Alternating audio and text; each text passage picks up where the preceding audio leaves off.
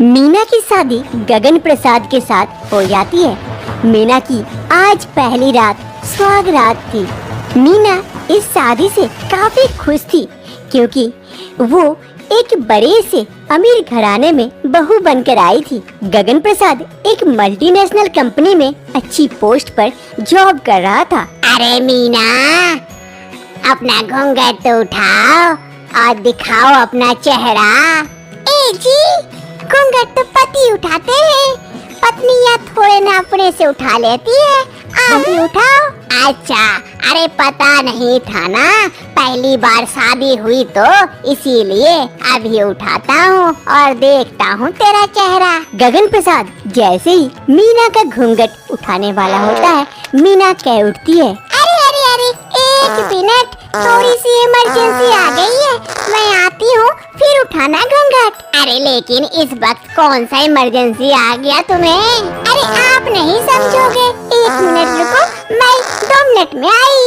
मीना वहाँ से जल्दी से भागती है इमरजेंसी के लिए और एक गंदी बदबूदार पात छोड़ जाती है। अरे ये क्या स्मेल है, इतनी गंदी सी?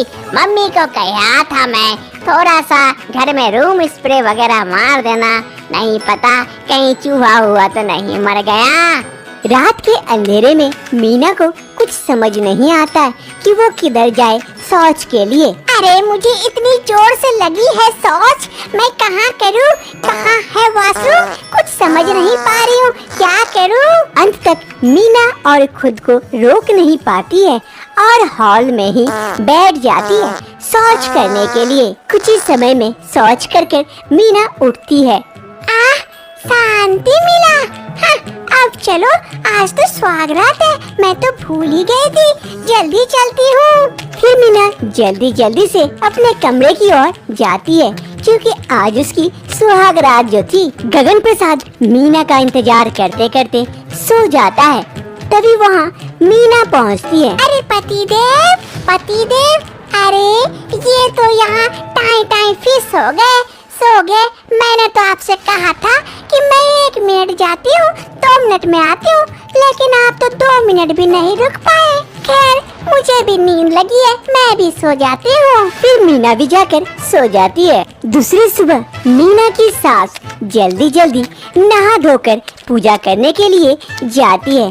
तभी उसकी पैर अचानक से एक शौच के ऊपर गिरती है, जिस कारण से वो स्लिप कर जाती है और धड़ाम से गिर जाती है।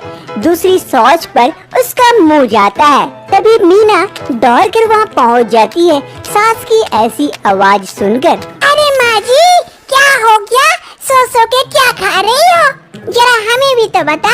उसकी सास जैसे ही मुंह निकालती है, उसका मुंह में चारों तरफ शौच लग जाता है। ची ची ची माँ जी, ये तो आपने किसी के शौच में मुंह डाल लिया। अरे ये शौच यहाँ पर आई कैसे? कौन करके गया? छी छी, मैं तो अशुद्ध हो गई, जा रही थी पूजा करने और कहाँ शौच पे मेरा मुंह आ गया।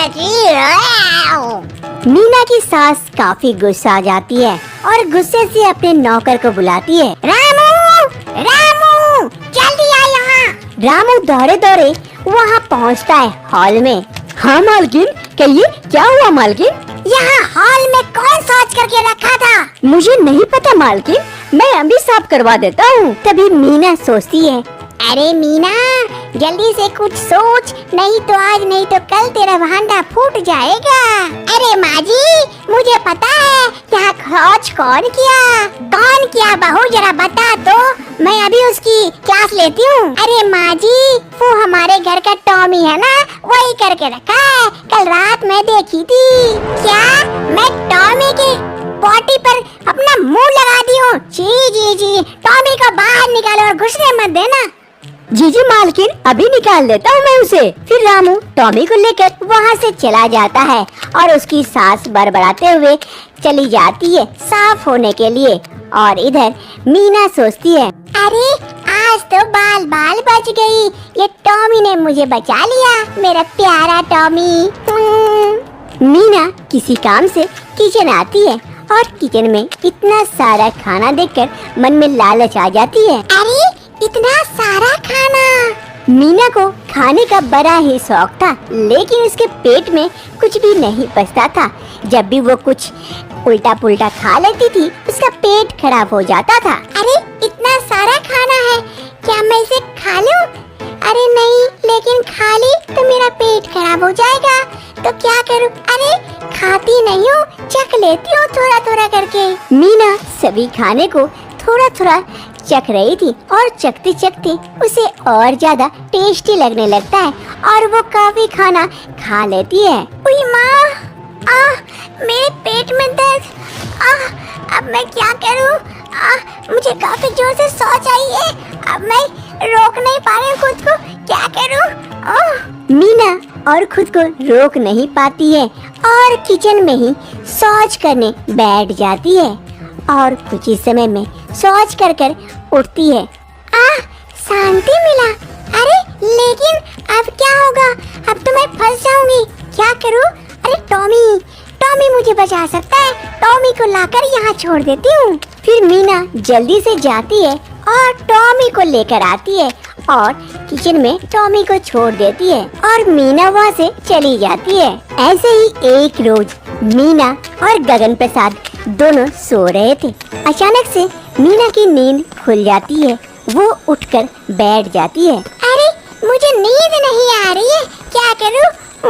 मुझे भूख लगी है, शायद देखती हूँ कुछ खाने को मिल जाए तो। फिर मीना कमरे से बाहर जाती है, तभी अचानक से गगन प्रसाद का भी नींद खुल जाता है। अरे ये मीना रात को उठकर कहाँ जा रही है, जरा देखूं तो।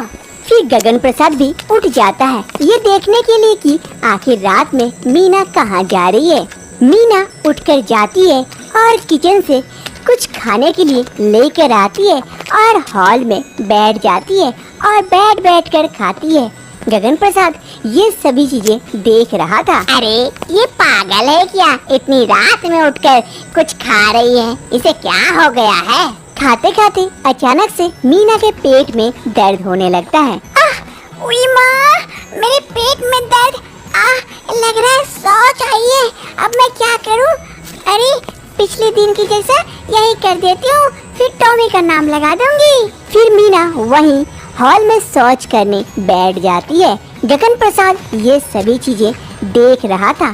फिर वो शौच करने के बाद उठती है, तब गगन प्रसाद वहाँ से चला जाता है और शौच करने के बाद वो उठकर कमरे की ओर चली जाती है। दूसरी सुबह मीना की सास जोर जोर से चिल्ला रही थी, अरे रामू किधर है, जल्दी से आ यहाँ। गगन प्रसाद भी अपनी माँ की आवाज सुनकर जल्दी जल्दी सभी कोई हॉल में पहुँच जाते हैं। अरे माँ, क्या हो गया, इतनी चिल्ला क्यों रही है सुबह सुबह?